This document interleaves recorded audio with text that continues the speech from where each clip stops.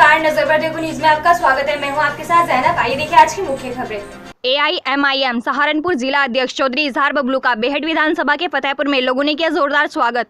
All India मजलिस ए इत्तेहादुल मुस्लिमीन की एक बैठक फतेहपुर में संपन्न हुई और दर्जनों भर लोगों ने पार्टी की सदस्यता ली। बैठक को संबोधित करते हुए जिला अध्यक्ष चौधरी इजहार बबलू ने कहा, मुसलमान तेजी से अपनी पार्टी ऑल इंडिया मजलिस ए इत्तेहादुल मुस्लिमीन में जुड़ रहा है। चौधरी इजहार बबलू ने कहा कि देश के सभी विपक्षी पार्टियों के लीडर अब सरकार के खिलाफ बोलने में हिम्मत जुटा रहे हैं। बैरिस्टर अज़दुद्दीन ओवैसी साहब ने देश की जमला समस्याओं को संबोधित तरीके से सड़क से संसद तक आवाज उठाकर देश के अक़लियतों में एक नई ऊर्जा का संचार कर दिया है। बैरिस्टर साहब के विरोध का ही नतीजा है आज विपक्षी पार्टियां सड़क पर आकर भ्रष्टाचार, किसान विरोधी सरकार के खिलाफ आवाज उठा रही हैं।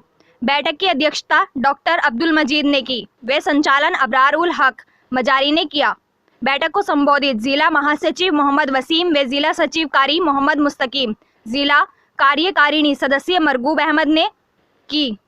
पार्टी में शामिल होने वाले लोगों के नाम डॉक्टर मस्जिद इनाम ठेकेदार, हाजी सिकंदर, मोहम्मद इस्लाम ठेकेदार, मौलाना तारिक अनवर, नौशाद टेलर, मोहम्मद शहजाद नजर आदि भारी लोगों संख्या में शामिल रहे। फरमान खान की खास रिपोर्ट। न्यूज देखने के बाद हमारे चैनल को सब्सक्राइब, लाइक और शेयर जरूर करें। अस्सलाम वालेकुम, बिस्मिल्लाहिर्रहमानिर्रहीम, ला इलाहा इल्लल्लाह मुहम्मदुर रसूलुल्लाह सल्लल्लाहु अलैहि वसल्लम।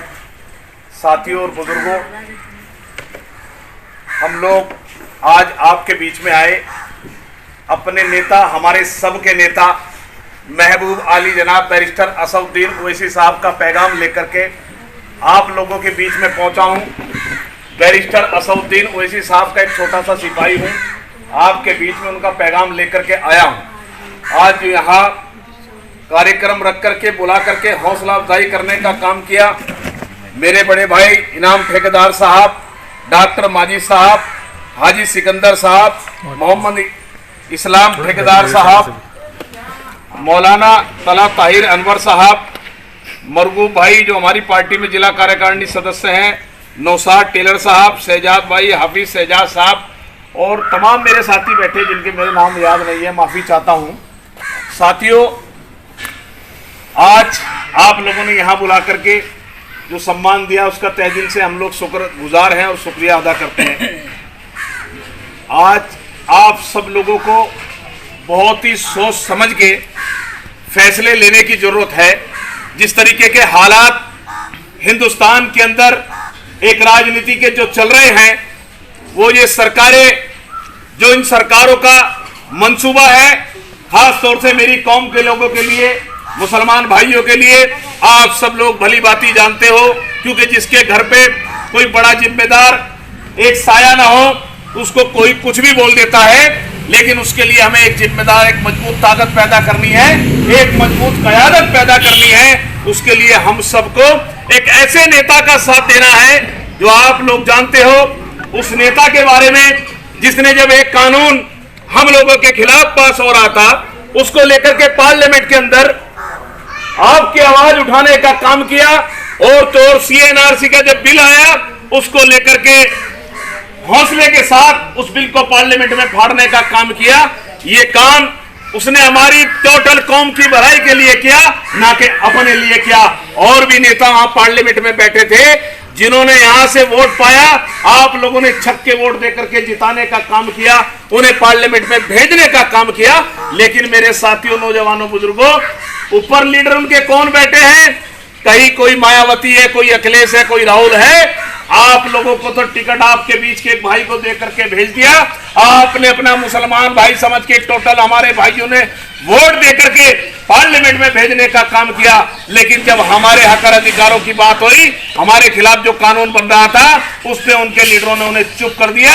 वहां सिर्फ भाई एक अकेला शख्स और दूसरा जो बैरिस्टर साहब के साथ इम्तियाज जलील साहब MP है, सिर्फ वही शख्स ऐसे रहे जो हिंदुस्तान की पूरी कौम की, पूरी आवाम की, मुसलमानों की आवाज उठाने का काम, उनके लिए बोलने का काम किया तो वो बैरिस्टर असदुद्दीन ओवैसी साहब ने किया, किसी नेता ने नहीं किया। मेरे साथियों, आप देख लो, 3 तलाक का मामला हो, चाहे वो हमारी बहनों के बुरखे का मामला हो, कोई भी मामला हो, मुसलमान पे कोई भी बात आती हो तो सबसे पहले देख लो बैरिस्टर असदुद्दीन ओवैसी साहब आप लोगों की आवाज उठाने का काम करते हैं। और मैं उन लोगों से कहना चाहूंगा जो लोग आप लोगों के बीच में कहते हैं कि बैरिस्टर असदुद्दीन ओवैसी साहब की पार्टी का कोई वजूद नहीं है।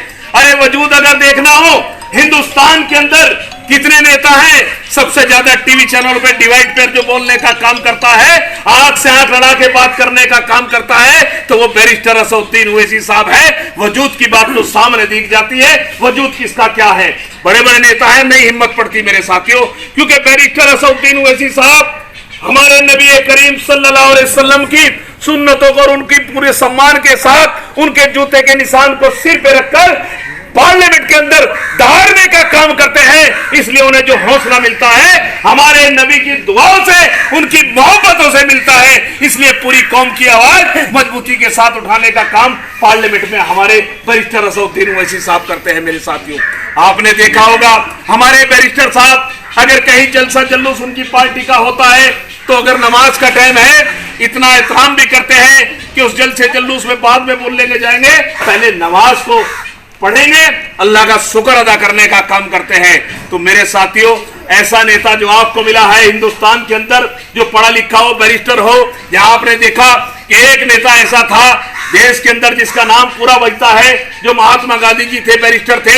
आज आप लोगों की कौम के बीच में से एक अल्लाह ने ऐसा नुमाइंदा खड़ा किया है जो बैरिस्टर है, जो विदेश से पढ़ के बैरिस्टर चंद लोग होते हैं, वो आपके बीच में आपके अल्लाह ताला ने एक नेता दिया है, और हम लोग उसकी अगर कदर न समझे तो मैं समझता हूं हमारे लिए बेकार है। मेरे साथियों, इसी तरीके से दलित भाइयों के अंदर एक नेता पैदा हुआ, उस नेता की वजह से पूरी दलित कौम को फख्र है। वो नेता जो है बाबा साहब भीमराव अंबेडकर दलितों के अंदर पैदा हुआ और उसने संविधान लिखा। उस संविधान को आज भी, उस संविधान के ही एक अधिकार ऐसा है जिसको लेकर आज खड़े होकर के हम यहाँ बोल रहे हैं। मेरे साथियों, उस संविधान पे ये भारतीय जनता पार्टी ऐसे लोग संविधान का उल्लंघन करके उसका उल्लंघन कर रहे हैं, उसकी बचाने के लिए, संविधान की लड़ाई लड़ने के लिए। इसी तरीके से मुसलमानों के अंदर बैरिस्टर असदुद्दीन ओवैसी साहब पैदा किया है, जो एक ने संविधान लिखा बाबा साहब भीमराव अंबेडकर ने, दूसरे ने संविधान को बचाने के लिए। मेरे साथियों, पार्लियामेंट क्या हो, कहीं भी लड़ाई लड़ने के लिए तैयार है। अपने एक कार्यकर्ता अपने लोगों से कहा है कि संविधान पे कहीं भी आ जाए मजबूती के साथ टकरा जाना, घबराने की जरूरत नहीं है। तो एक नेता दलितों में पैदा हुआ, दूसरा नेता मुसलमानों में पैदा हुआ। अरे तुम लोगों को तो फख्र होना चाहिए कि तुम्हारी कौम के अंदर इतना बड़ा हिंदुस्तान का नेता, जिसे हिंदुस्तान ही नहीं विदेशों के अंदर भी जाना जाता है, जो हमारी सऊदी अरब की राजकुमारी भी जिसकी तारीफ करती हो कि मुसलमानों में कोई लीडर है जो उनके हक और अधिकारों के लिए सीना तान के लड़ाई लड़ता हो, और जो सिर्फ सिवा नीली छतरी वाले अल्लाह के अलावा किसी से ना डरता हो, तो उसका साथ हम लोगों को देना चाहिए। मेरे साथियों, ऐसा नहीं है कि दूसरी पार्टियों ने, चाहे राहुल गांधी हो, समाजवादी पार्टी हो, अखिलेश हो या मायावती हो, आप लोगों के बीच में एक हमारे ही बीच में से मुसलमान को टिकट दे करके भेज दिया और हम लोग इस राह में बह जाते हैं। अरे मुसलमान भाई खड़ा है, हमें सबको इकट्ठे होकर से जिताने का काम करना है। उसी का आज दिक्कतें परेशानियों का सामना करना पड़ रहा। हम लोग तो वोट दे करके भेज देते हैं, लेकिन जो ऊपर उनके लीडर बैठे हैं, जब कहीं बोलने की आवाज उठाने की बात होती है उसे चुप कर देते हैं। मेरे साथियों, अरे बिहार के अंदर देखो, बैरिस्टर असदुद्दीन ओवैसी साहब चुनाव लड़ रहे, मुसलमान नामबंद होकर बैरिस्टर साहब के साथ खड़ा है, और तो और बैरिस्टर असदुद्दीन ओवैसी साहब ने यादव को भी टिकट दिया, दलित को भी टिकट दिया। अरे टिकट देने वाले बनो, लेने वाले नहीं बनो। वहां मजबूती के साथ मुसलमान और तमाम धर्म के लोग आपके अपने झंडे के नीचे, हरे झंडे के नीचे आपका साथ देने के लिए तैयार है। तो हम लोग क्यों नहीं इकट्ठे हो रहे? सबसे ज्यादा दुख की बात यह है कि हमारे लोग इस इंतजार में रहते हैं, अरे जब ताकत में पार्टी आएगी जुड़ जाएंगे। अभी कौन सी ताकत है? यही सबसे बड़ी कमजोरी है हम लोगों की। अरे ताकत तो हमें खुद देनी होती है। ताकत जब हम खुद देंगे जब तो पार्टी मजबूत होगी। आपने देखा होगा कि बहुजन समाज पार्टी थी, कोई वजूद नहीं था। सबसे पहले उनकी कौम जागी, उन्हें सिर्फ नीला झंडा दिखता है और कोई झंडा नहीं दिखता। मेरे साथियों, उत्तर प्रदेश के अंदर उनकी कौम जागी, उनकी कौम ने जगा करके हो जागी। जब याद हो जागी तो मुसलमान लाम बंद होकर के समाजवादी पार्टी का साथ दिया और उत्तर प्रदेश के अंदर सरकार समाजवादी की बनी। अरे आप तो वो कौम हो जिसकी साथ लग जाओ, इंशाल्लाह उसका बेड़ा पार हो जाता है। क्योंकि हमारी कौम के अंदर एक एक अल्लाह वाला ऐसा पड़ा है, अगर दिल से साथ लग जाए तो कुछ भी कर देता है। मेरे साथियों, अरे तुमने दूसरे लोगों को बनाया, लेकिन तुम्हारे बीच में अल्लाह ताला ने एक बंदा भेजा है। आप लोग आज तक उन लोगों को बनाते आए, अब उनसे वादा करो कि हम लोग आज तक आपको बनाते आए, अब हमारा नेता हमारे बीच में है, हमें अपने नेता को मजबूत करना है। तो मेरे साथियों, बैरिस्टर असदुद्दीन ओवैसी साहब वही नेता है जिन्हें हम सबको मिलकर साथ देना है। तो दोस्तों और साथियों, आप सबको चाहिए कि हम लोग मजबूती के साथ बैरिस्टर असदुद्दीन ओवैसी साहब के साथ जुड़े। और वजूद की बात वजूद बनाने से बनेगा जब दलित जाग करके अपनी कौम को सरकार बना सकते हैं, यादव बना सकते हैं, जाट बना सकते हैं, कि हम नहीं बना सकते। लेकिन वक्त वजह क्या है कि हम लोगों को अलग अलग पार्टियों के अंदर डिवाइड किया जाता है, बांट दिया जाता है। पता सब लोगों को है कि जिस दिन मुसलमान लामबंद हो गया, एक जगह इकट्ठा होकर अपने झंडे को पहचान गया, तो मेरे साथियों उनकी अपनी ताकत एक वजूद होगा। इस तरीके से दलितों ने नीले झंडे को पहचाना, आप क्यों नहीं अपने हरे झंडे को पहचानते हो?